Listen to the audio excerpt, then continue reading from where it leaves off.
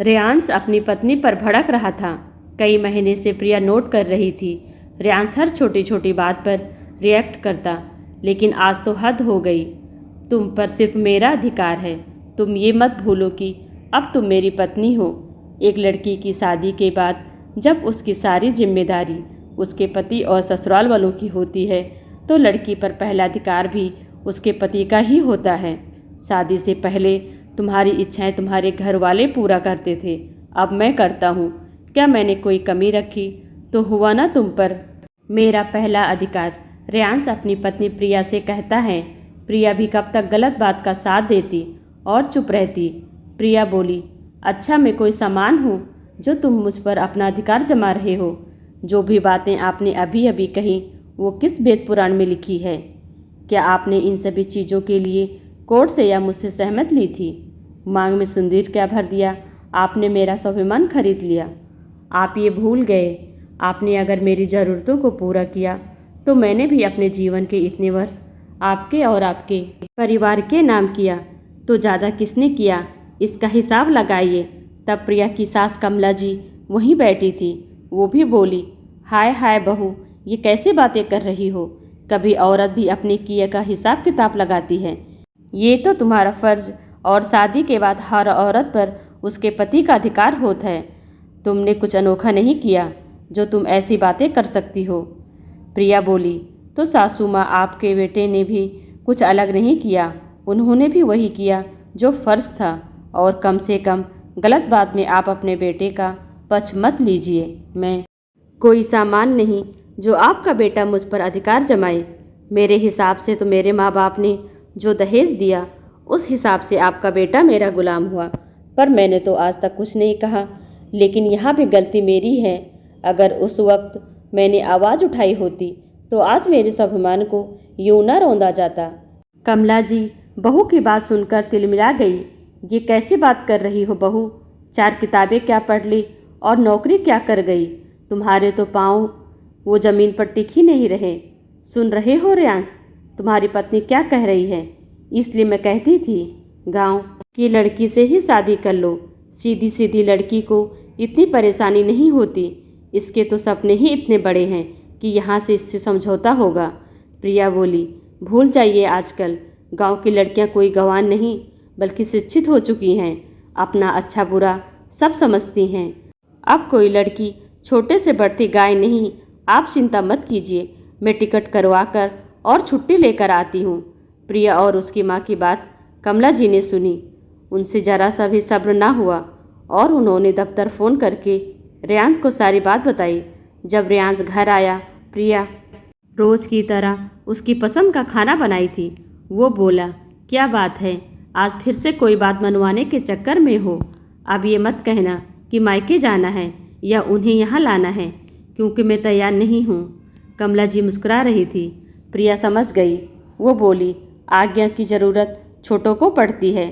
पति पत्नी का रिश्ता तो बराबरी का होता है। जैसे आपको खाना खिलाकर मैं अपना पत्नी धर्म निभा रही हूँ, और आपको ये बताकर कि मैं 1 हफ्ते की छुट्टी लेकर अपने पिता को दिल्ली इलाज के लिए ले जा रही हूँ, वो एक पुत्री धर्म निभाऊंगी। जैसे ही रेयांश तेज आवाज़ में बोलना चाहा, वो धीरे से बोली, ध्यान रखिएगा, मैं भी अपने स्वाभिमान के लिए आवाज़ ऊँची कर सकती हूँ। बच्चे घर पर हैं इसलिए चुप हूँ, वरना आज जो आप करेंगे वही इनसे पाएंगे। उसने प्यार से बच्चों को खाना खिलाया और उन्हें कमरे में भेज दिया। कमला जी आग बबूला हुई जा रही थी। जब बहू के सामने दाल नहीं गली तो अगले दिन कमला जी ने प्रिया को बिना बोले प्रिया की माँ को फ़ोन किया और बहुत कुछ बोली। कांता जी बेचारी कहती भी तो क्या कहती। उन्होंने बेटी को आने से जब मना किया तो प्रिया समझ गई, पर उसने किसी की एक ना सुनी। जब पति ने कहा कि अगर तुम वहाँ गई तो मैं तुम्हें कभी लेने नहीं आऊँगा, प्रिया मुस्कुराते हुए बोली, मर्दों का ये आखिरी हथियार होता है जिसे वे आखिरी वक्त पर भी अपनी पत्नी के स्वाभिमान को ठेस पहुंचाकर फिर इसका इस्तेमाल करते हैं। रेयांश बोला, मैं मजाक नहीं कर रहा। प्रिया बोली, मैं भी मजाक नहीं कर रही हूँ। शादी को इतने साल हो गए, मैंने आपको पत्नी का सुख दिया, पिता बनने का सुख दिया, आपके घर परिवार को संभाला और नौकरी करके अपना सहयोग दिया। मुझे लगता है इतनी जिम्मेदारी और इतना समय एक औरत के लिए बहुत होता है। आप भूल रहे हैं। मैं माँ पत्नी होने से पहले एक बेटी हूँ और मैं अपने बेटी होने के फ़र्ज को भी निभाना है। आप अपने बच्चों को संभालिए, मैं अपने माता पिता को संभालने जा रही हूँ। बस जब बच्चे आपसे सवाल करें तो उन्हें सच्चाई बताइएगा, आपको आपका जवाब मिल जाएगा। इतना कहकर वो चली गई। प्रिया कुछ घंटे में अपने माता पिता के पास पहुंची और उसी रात की फ़्लाइट से पिता को दिल्ली लेकर गई। उन्हें वहां डॉक्टर को दिखाया और एक हफ्ते बाद वापस मायके लौट आई। माँ बोली, अब ससुराल वापस जाओ, तुम्हारे बिना वहाँ बच्चों को परेशानी होगी।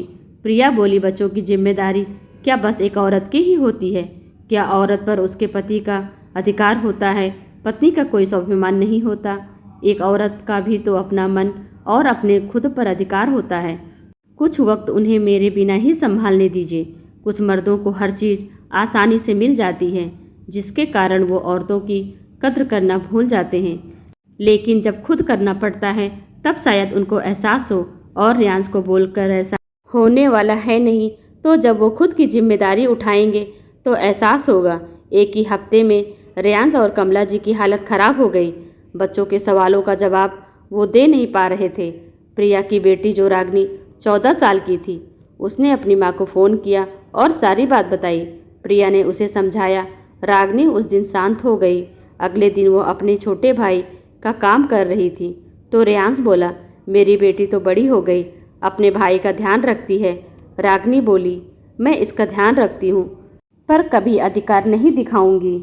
कमला जी बोली, देख रहे हो, ये सब इसकी माँ ने इसे सिखाया होगा।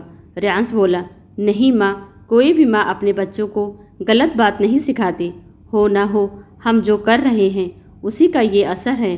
बच्चे कहते नहीं पर देखकर वो सब समझते हैं। मेरी ही गलती है। जो बात मैं इतनी रोज से नहीं समझ रहा था, मेरी बेटी की कुछ बातों ने मुझे समझा दिया।